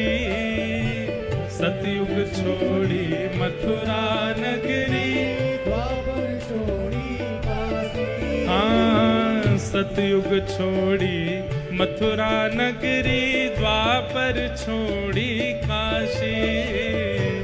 सतयुग छोड़ी मथुरा नगरी, द्वापर छोड़ी काशी। और कलयुग में है आन विराजे, कलयुग में तो आन विराजे। हाँ, कलयुग में तो आन विराजे, कलयुग में तो ओ यहाँ वृंदावन के वासी। ओ ठाकुर, ओ ठाकुर, हे ठाकुर भले विराजे हो उड़ीसा जगन्नाथपुरी में। ठाकुर भले विराजे हो उड़ीसा जगन्नाथपुरी में। हे ठाकुर भले विराजे हो उड़ीसा जगन्नाथपुरी में।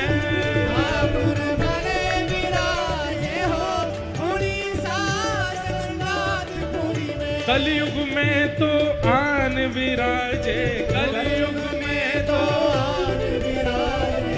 कलयुग में तो आन विराजे, कलयुग में तो आन विराजे। ओ जहाँ वृंदावन के वासी। ओ ठाकुर, ओ ठाकुर, ओ ठाकुर भले विराजे हो उड़ीसा जगन्नाथपुरी में। ठाकुर भले विराजे हो उड़ीसा जगन्नाथपुरी में। ओ ठाकुर भले विराजे हो उड़ीसा जगन्नाथपुरी में। ठाकुर भले विराजे हो उड़ीसा जगन्नाथपुरी में। उड़िया मांगे दाल खिचड़ी, बंगाली मांगे भात। उड़िया मांगे दाल खिचड़ी, बंगाली यहाँ भात। उड़िया मांगे दाल खिचड़ी, बंगाली यहाँ भात। उड़िया मांगे दाल खिचड़ी, बंगाली मांगे कहाँ? भात। माखन मिश्री खावे वारे, दूध दही पीवे वारे, 56 भोग आरोगवे वारे, अन्नकूट करवे वारे कहाँ आके बैठे हैं? बोले जहाँ पे उड़िया के लोग तो खिचड़ी मांगते हैं और बंगाली केवल भात ही भात पूरे दिन चलता है। लेकिन किसके लिए विराजे हैं यहाँ पर? साधु मांगे दर्शन प्रभु जी, साधु मांगे दर्शन प्रभु जी। जहाँ भक्त ही मांगे दर्शन प्रभु जी, भक्त ही मांगे दर्शन प्रभु जी। और श्री महाप्रसाद। हे ठाकुर, हे ठाकुर, हे ठाकुर भले विराजे हो उड़ीसा जगन्नाथपुरी में।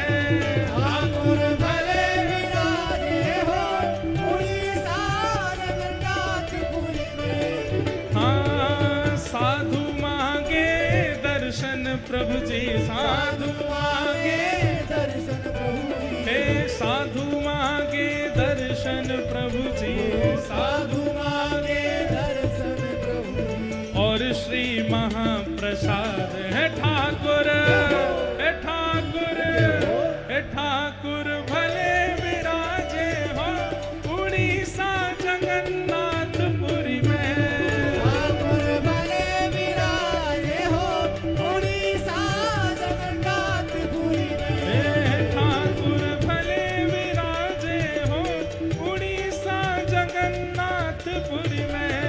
ठाकुर भले विराजे हो उड़ीसा जगन्नाथ। श्री जगन्नाथ महाप्रभु के।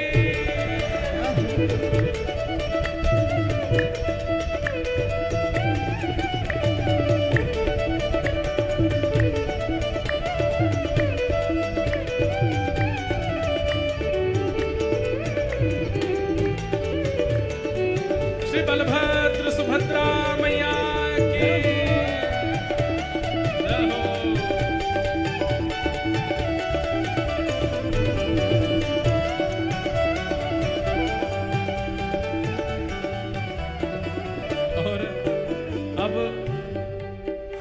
क्या बोल रहे हैं कबीरदास जी?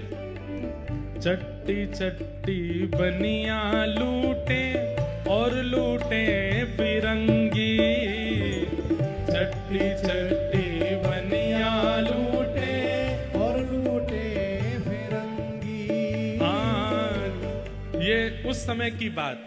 यहाँ आने वाले लोग अपने घर से कुछ लेके निकलते थे तो यहाँ पे बिल्कुल आके कंगाल ही हो जाते थे, क्यों बीच में सब लुट गया। चट्टी चट्टी बनिया लूटे और लूटे फिरंगी, चट्टी चट्टी बनिया लूटे और लूटे और फिरंगी। हाँ, सिंह द्वार पे पंडा लूटे, सिंह द्वार पे पंडा, सिंह द्वार पे पंडा लूटे, द्वार पे पंडा वो सब यात्री भय उदासी। ओ ठाकुर, हे ठाकुर, हे ठाकुर भले विराजे हो उड़ीसा जगन्नाथपुरी में। ठाकुर भले विराजे हो उड़ीसा जगन्नाथपुरी में। हे ठाकुर भले विराजे हो उड़ीसा जगन्नाथपुरी में। ठाकुर भले विराजे हो उड़ीसा जगन्नाथपुरी हाँ, में। सिंह द्वार पे पंडा लूटे, सिंह द्वार पे पंडा लूटे, सब यात्री भय उदासी। हे ठाकुर, हे ठाकुर, हे ठाकुर भले विराजे हो उड़ीसा जगन्नाथपुरी में। ठाकुर भले विराजे हो उड़ीसा जगन्नाथपुरी में। हे जय जगन्नाथ भजो जगन्नाथ, जय जगन्नाथ भजो जगन्नाथ। हे गाओ जगन्नाथ ध्याओ जगन्नाथ, आओ जगन्नाथ आओ जगन्नाथ। हे बोलो जगन्नाथ भजो जगन्नाथ, हे बोलो जगन्नाथ भजो जगन्नाथ। हे गाओ जगन्नाथ ध्याओ जगन्नाथ। आओ जगन्नाथ आओ जगन्नाथ। हे ठाकुर, ठाकुर, ओ ठाकुर भले विराजे हो उड़ीसा जगन्नाथपुरी में। ठाकुर भले विराजे हो उड़ीसा जगन्नाथपुरी में। हाँ, नील चक्र पे ध्वजा विराजे मस्तक सोहे हीरा, नील चक्र पे ध्वजा विराजे। मस्तक सोहे सब लोग गाओ। नील चक्र पे ध्वजा विराजे मस्तक सोहे हीरा, नील चक्र पे ध्वजा विराजे मस्तक सोहे हीरा। हे बीच में बहन सुभद्रा राजे, बीच में बहन सुभद्रा, बीच में बहन सुभद्रा राजे।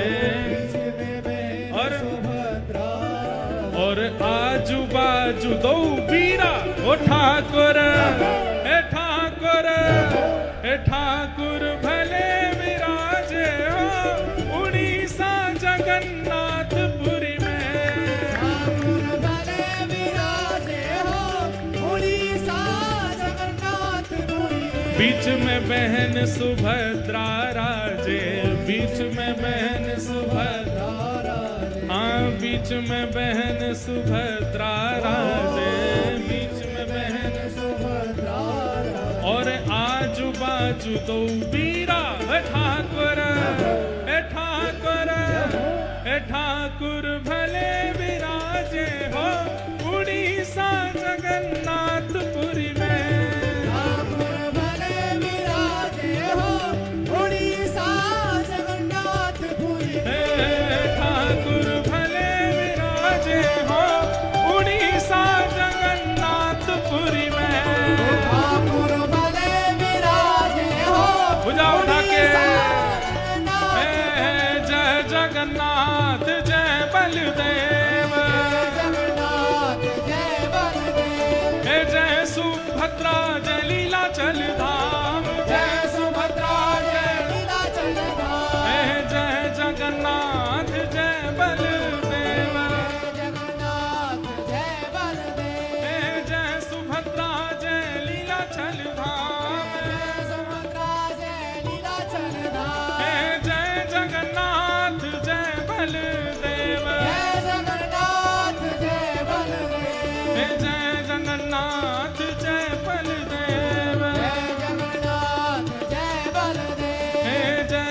सुभद्रा जय लीलाचल धाम, जय सुभद्रा जय नीलाचल धाम, जय जगन्नाथ जय बलदेव, जय जगन्नाथ जय बलदेव, जय सुभद्रा जय लीलाचल धाम, जय सुभद्रा जय नीलाचल श्री जगन्नाथ महाप्रभु की जय, बलभद्र सुभद्रा मैया की जय।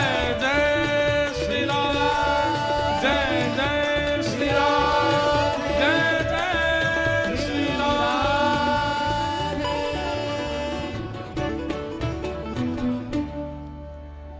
नील चक्र पे ध्वजा विराजे, मस्तक सोहे हीरा, नील चक्र पे ध्वजा विराजे, मस्तक सोहे हीरा,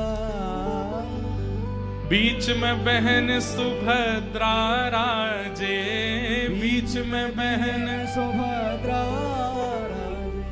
आजू बाजू दो बीरा, हे ठाकुर भले विराजे हो उड़ीसा जगन्नाथपुरी में, हे ठाकुर भले विराजे हो उड़ीसा जगन्नाथपुरी में। ऐसे महाप्रभु जगन्नाथ जी ने अपनी शरण में बुलाया है।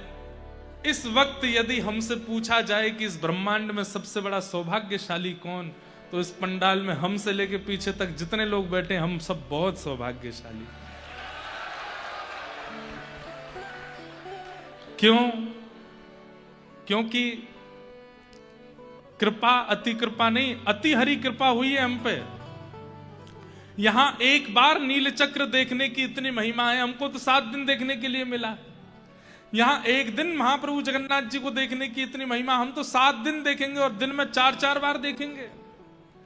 एक बार समुद्र स्नान और दर्शन की इतनी महिमा, हम जगन्नाथपुरी गयो कार्य हो जाओ तो यूं समझ जाइयो कि महाप्रभु जगन्नाथ जी ने कारिया बना के ही भेजे हो। यहाँ जगन्नाथ जी को भी कालिया बोलते हैं लोग, उड़ीसा के लोग। तो ये सौभाग्य नहीं है हमारा, कथा सुनने को मिल रही है, महाप्रसाद पाने को मिल रहा है, दर्शन करने को। लोग बाग आते हैं 1-2 दिन के लिए आते हैं। और सुनिए, आप में से जो लोग 2 दिन 3 दिन के लिए आए हैं, अगर 3 दिन में ही लौट के चले गए, 2 दिन में ही चले गए, तो समझियो जगन्नाथ जी आपसे बस यूं होते, हाँ ठीक है आओ जाओ। लेकिन आए थे 2 दिना के लिए, रुक गए 7 दिना, तो समझ जाइयो महाप्रभु जी प्रसन्न हो गए हैं आपसे। अब हमसे कोई मिलकर के यूं कहेगा ना महाराज जी हम 2 दिन के लिए आए जा रहे हैं, तो हम तो मनी मन समझ जाएंगे कि भावना क्या है। ठाकुर जी ही नहीं चाह रहे इसलिए लौट के जाना पड़ रहा है।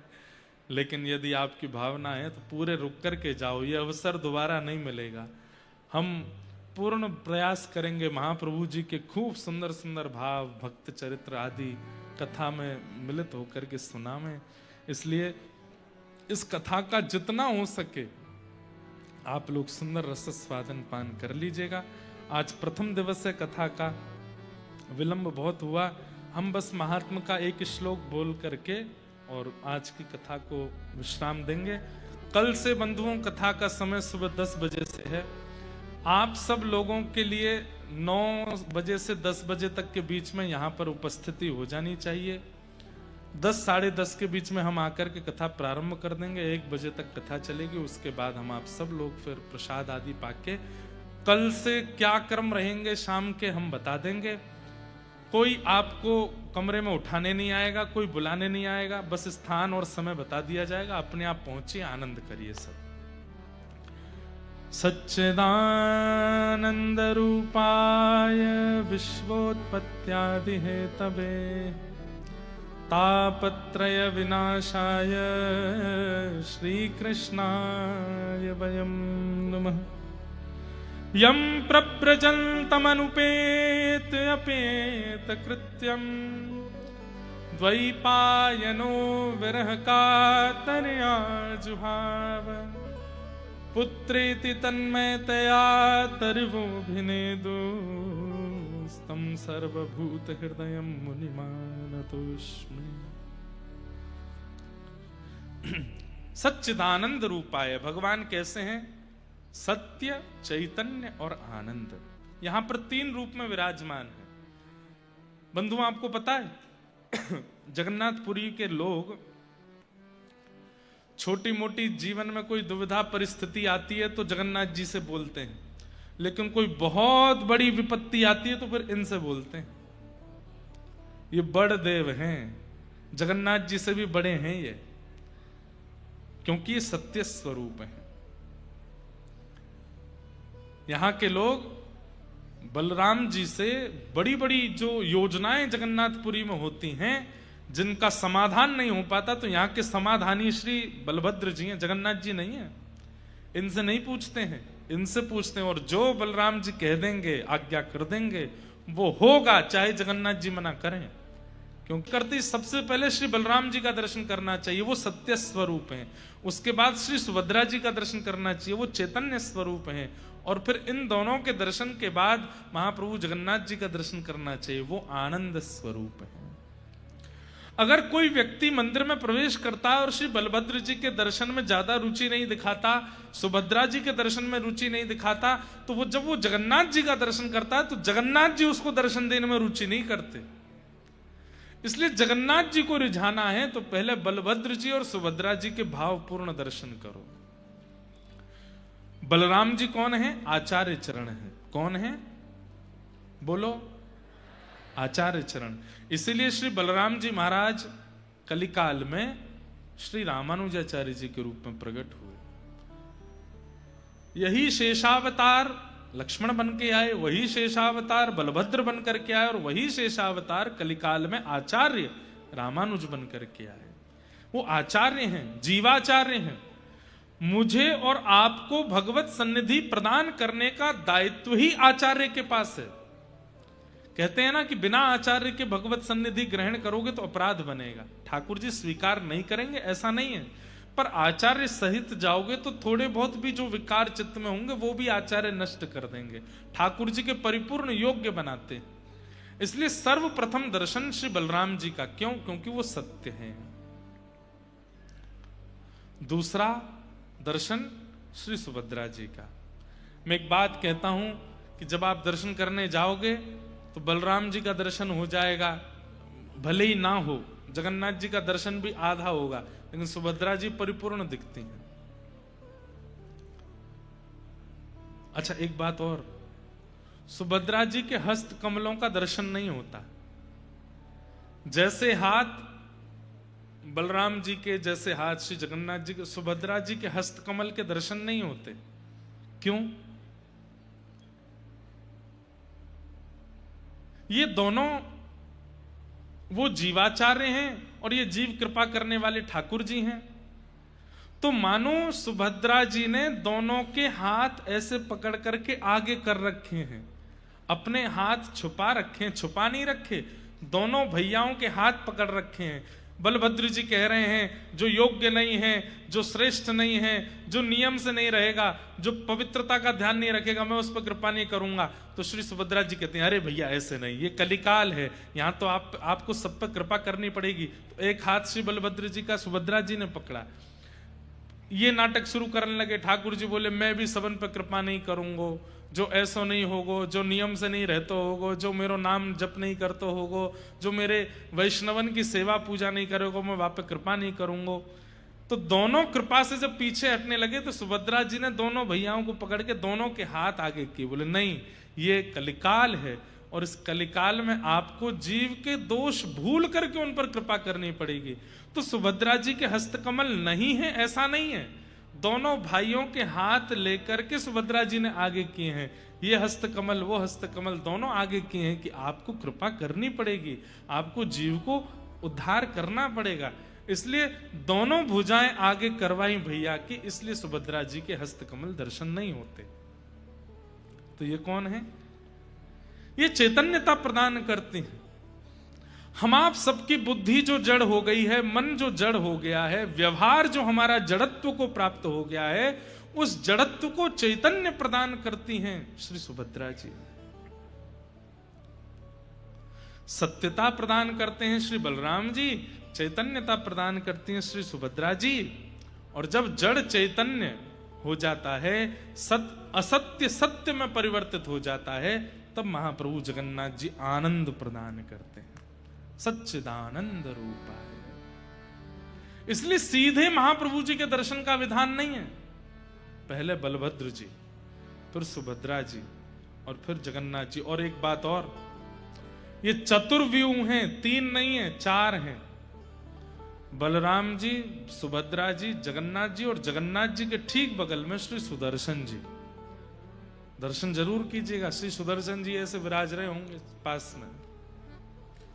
वो सुदर्शन जी किस भाव से हैं? वो रक्षात्मक भाव से। भक्त की भक्ति में रक्षा, जीव की संसार में रक्षा। इस संसार व्यवहार में कहीं हम इस संसार माया में चक्र में फंस ना जाएं, इसलिए सुदर्शन जी का दर्शन। तो चौथे हैं श्री सुदर्शन जी महाराज। चारों के दर्शन होते हैं। यही है सच्चिदानंद रूपाय।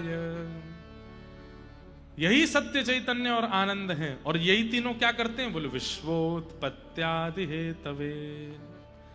विश्व की उत्पत्ति करना, पालन करना, संहार करना। अब देखो, अभी ऐसे चले थे, अब ऐसे चलेंगे।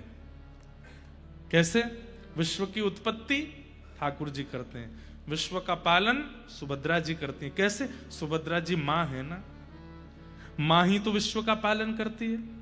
यदि मां ना हो तो विश्व का पालन कौन करे?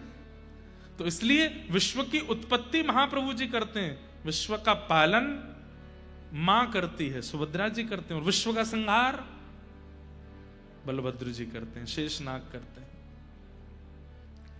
विश्वोत्पत्त्यादि हेतवे और तापत्रय विनाशाय। और ये तो थे एक एक तीनों के गुण, पर ये तीसरे गुण तो तीनों के अंदर समान है। क्या? सामने आने वाले हर दर्शनार्थी के 3 प्रकार के तापों का नाश करते हैं। आदि दैविक, आदि भौतिक, आध्यात्मिक। ताप का मतलब क्या होता है? ताप का मतलब कष्ट। कष्ट निवृत्ति होती है। और एक बात, मैं हर कथा में एक बात कहता हूं कि ठाकुर जी कष्ट दूर नहीं करते, कष्ट से जूझना सिखाते हैं। छोटा बालक धीरे धीरे चलना सीखा है, धीमे धीमे चरण रखता है। अब उसके पैर इतने बड़े नहीं है कि वो सीढ़ी चढ़ सके, उसके पैर इतने बड़े नहीं है कि वो कुछ दहली लांग सके। तो पिता ने क्या सोचा? मैं घर में सीढ़ियां बनवाऊंगा ही नहीं, मैं घर में दहली ही नहीं रखूंगा, तो मेरे बालक को कभी पीड़ा नहीं होगी। ऐसा नहीं हो सकता। दहली तो रहेंगी, सीढ़ियां तो रहेंगी, बालक को अभ्यास करना पड़ेगा उन पर चढ़ने का और उनको लांघने का। ठीक वैसे ही बंधुओं, हम आप सब लोग बालक हैं, और ये संसार में आने वाले जितने भी आपत्ति विपत्ति हैं, ये सब दहलियां हैं, सीढ़ियां हैं। आप चाहो कि सीढ़ियां ही हटा दी जाएं, दहली ही हटा दी जाएं, तो 2 चीज हटा दी आपने। सीढ़ियां अगर घर से हटा दोगे तो ऊपर के कक्ष में कभी नहीं जा पाओगे। ऊपर का कक्ष मतलब नीचे का कक्ष जो है वो असुरक्षित होता है एक प्रकार से। जिन लोगों के घर नदी के किनारे हैं, बाढ़ आएगी सबसे पहले पानी कहां आएगा? नीचे वाले कक्ष में आएगा। घर में चोर प्रवेश करेंगे, सबसे पहले कहां जाएंगे? नीचे वाले कक्ष में आएंगे। घर में सांप बिच्छू आदि अगर कोई प्रवेश कर गया, सबसे पहले नीचे वाले। तो नीचे वाला कक्ष जो है वो असुरक्षित है, ऊपर वाला कक्ष जो है वो नीचे से थोड़ा सुरक्षित है। अगर सीढ़ी ही हटा दोगे तो फिर ऊपर कैसे जाओगे? इसका मतलब जीवन में कई ऐसे पड़ाव आते हैं, वो पड़ाव आपको नीचे के कक्ष से ऊपर के कक्ष में ले जाने के होते हैं। पर हम क्या करते हैं? हे बजरंगबली, ये जो पड़ाव मेरे जीवन में आया है, ये जो विपत्ति मेरे, इसको दूर करो। हनुमान जी कहते हैं, ले मौका करो, ले हटा दूंगा। हनुमान जी महाराज सीढ़ी हटा देते हैं, हम खुश हो जाते हैं सीढ़ी हट गई। लेकिन वास्तविकता यह है कि आप ऊपर के कमरे से वंचित हो गए, आप और असुरक्षित हो गए हो। हमारी बात समझ में आ रही है? सीढ़ी नहीं हटानी है। और दूसरी बात दहली, अब तुम्हारे पांव छोटे, तुम दहली लांग ही नहीं पा रहे, तो दहली हटवा दोगे? नहीं। दहली हटवा दोगे तो छोटे छोटे जीवों का, छोटे छोटे हिंसक जीवों का प्रवेश बहुत सहज हो जाएगा जीवन में। ऐसी ये छोटी छोटी दहलियां हैं जीवन में। माँ का नाराज हो जाना, पत्नी का नाराज हो जाना, बच्चों का बात ना मानना, जीवन में विपरीत अवस्थाओं का आना, ये सब छोटी छोटी दहलियां हैं, होनी चाहिए। ठाकुर जी ना तो दहली हटाते हैं ना सीढ़ी हटाते हैं, सीढ़ी चढ़ना सिखाते हैं और दहली लांघना सिखाते हैं। आपत्ति विपत्तियां जीवन से नहीं जाएंगी, उन आपत्ति विपत्तियों से जूझना ठाकुर जी सिखा देते। मीराबाई के जीवन में जितने संकट हैं उतने संकट एक सामान्य व्यक्ति सह नहीं पाएगा, लेकिन मीराबाई को सहना सिखा दिया।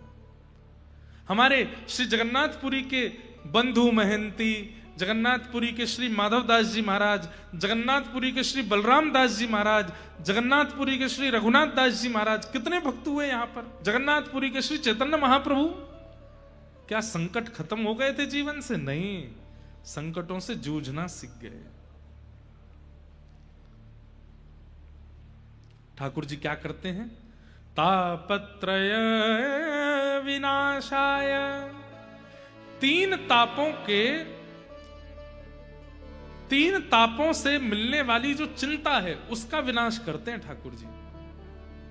ताप तो रहते हैं, कष्ट तो आता है, पर उससे जूझना सीख जाते हो।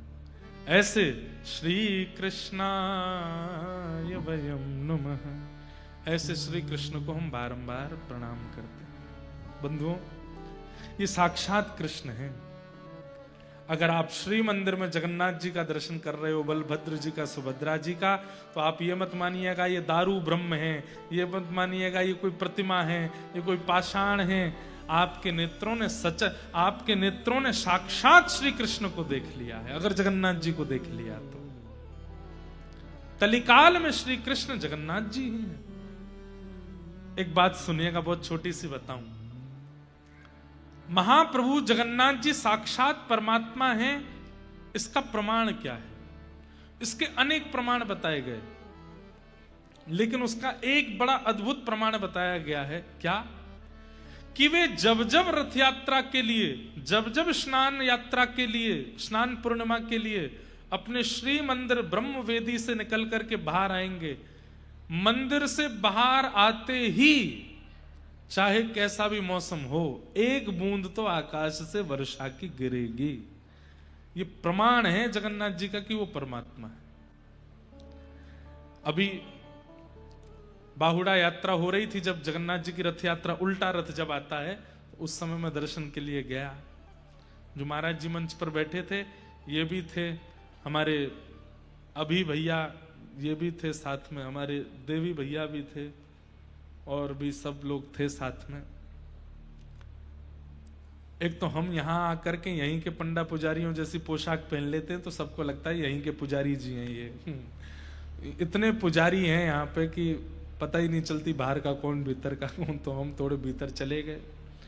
भीतर जाकर के, इतने भीतर तो नहीं जा पाए, लेकिन वहां सब मठों के सब संत जन खड़े थे, सबके सामने वो दृश्य मैं कैसे बताऊं? उसको तो कोई, मैं फिल्म बनवा करके भी नहीं बता पाऊंगा कि वो अनुभव कैसा था।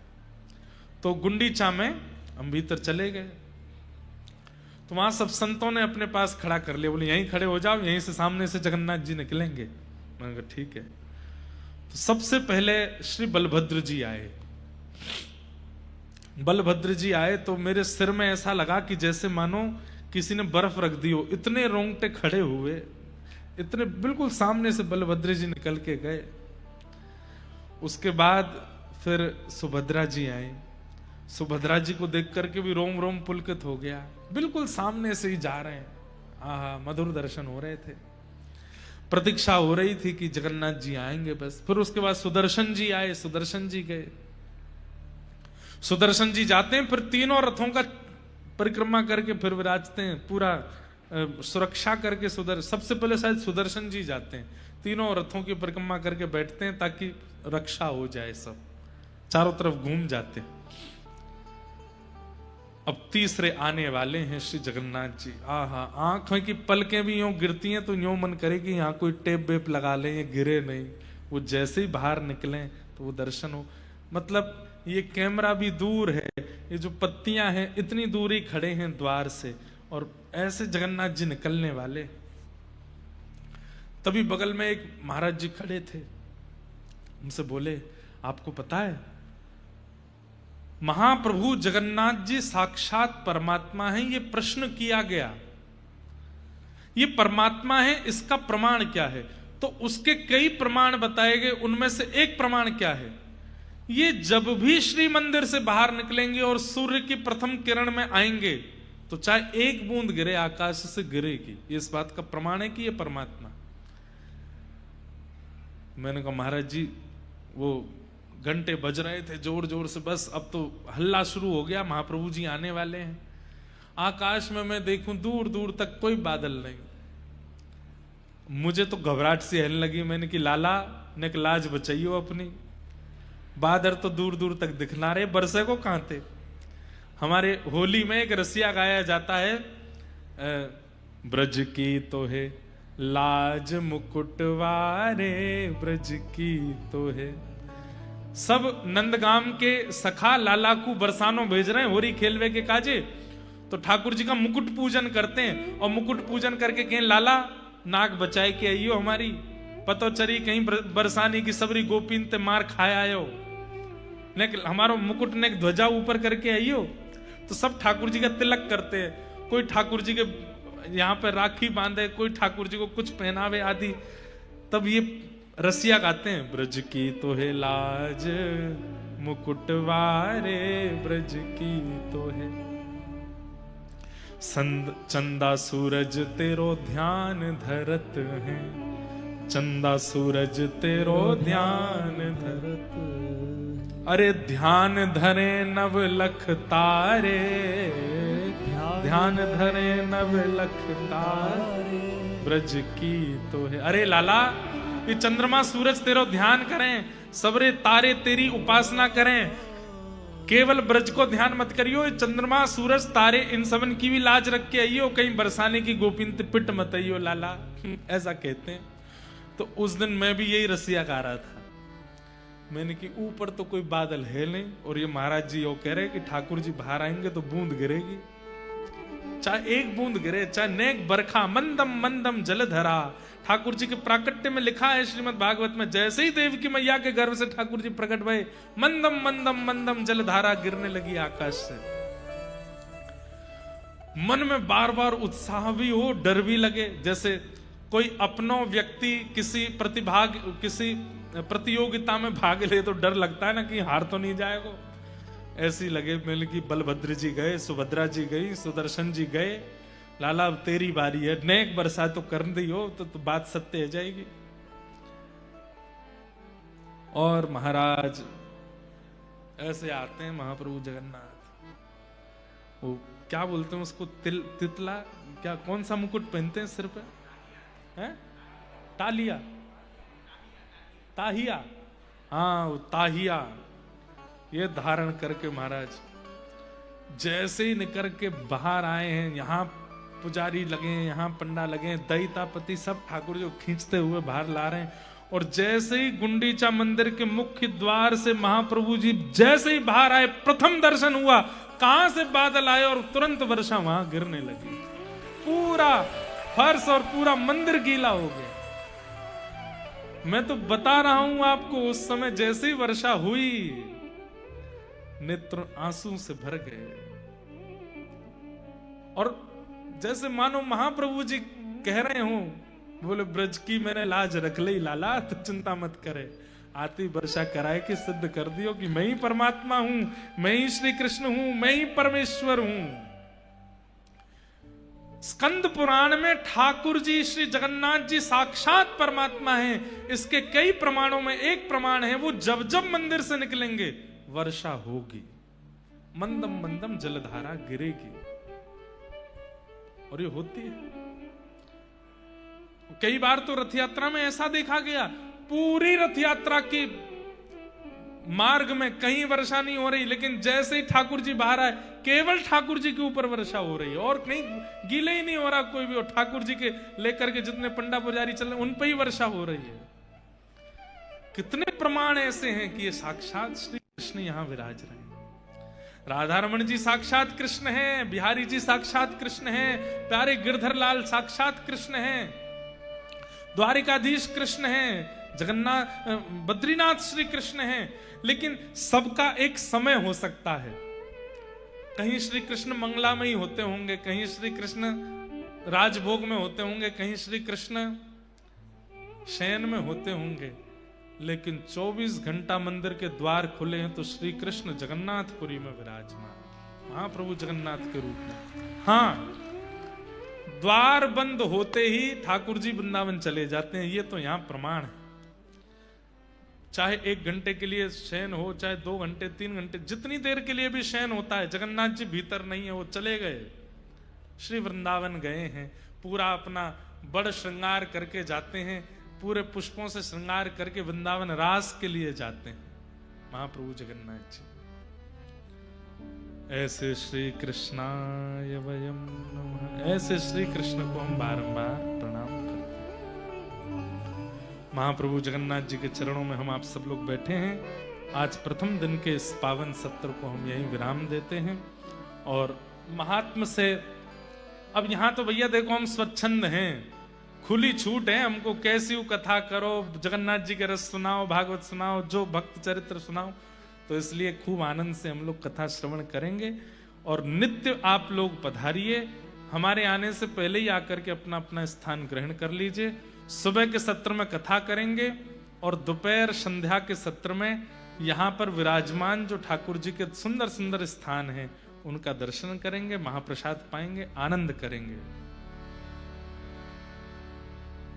बलभद्र और सुभद्रा संग विराजे जग के नाथ, बलभद्र और सुभद्रा संग विराजे जग के नाथ। हे बलभद्र और सुभद्रा संग विराजे ब्रज के नाथ,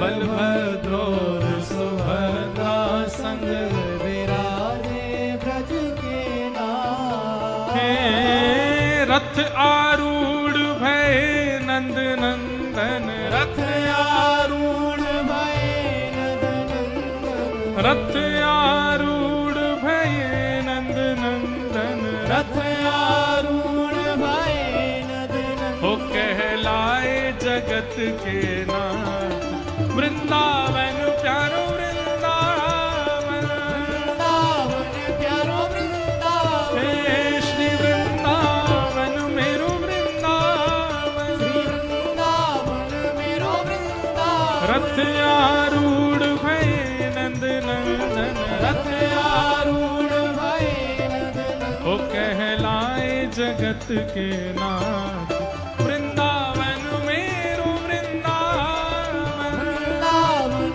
मेरो वृंदावन। हे श्री वृंदावन प्यारो वृंदावन, श्री वृंदावन प्यारो वृंदावन।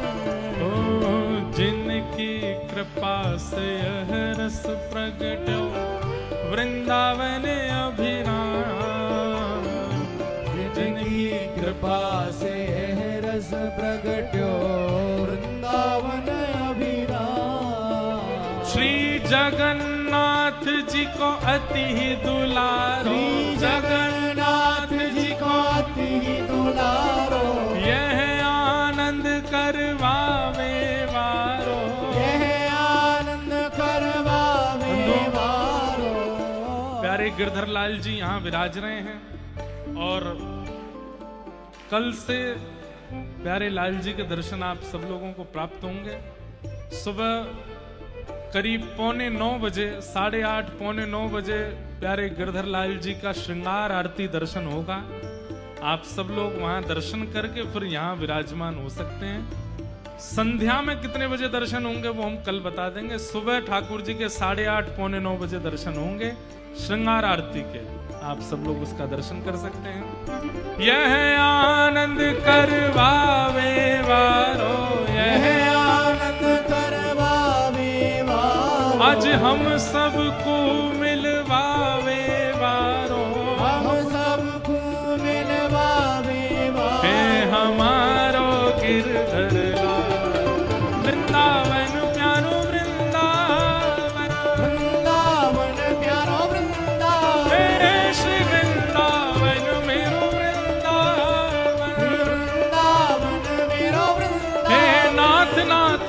भजो नाथ जगन्नाथ हे नाथ नाथ नाथ भजो नाथ जगन्नाथ हे नाथ नाथ नाथ भजो नाथ जगन्नाथ नाथ नाथ नाथ भजो नाथ जगन्नाथ हे नाथ नाथ नाथ भजो नाथ जगन्नाथ नाथ नाथ नाथ भजो नाथ जगन्नाथ ओ नाथ नाथ नाथ भजो नाथ जगन्नाथ नाथ नाथ भुजा उठा के ओ मेरे नाथ नाथ नाथ भजो नाथ जगन्नाथ नाथ नाथ नाथ भजो नाथ जगन्नाथ हे नाथ नाथ नाथ भजो नाथ जगन्नाथ नाथ नाथ नाथ भजो नाथ जगन्नाथ हे नाथ नाथ नाथ भजो नाथ जगन्नाथ नाथ नाथ नाथ भजो नाथ जगन्नाथ ओ जय राधे राधे राधे राधे श्री राधे राधे राधे ओ राधे बरसाने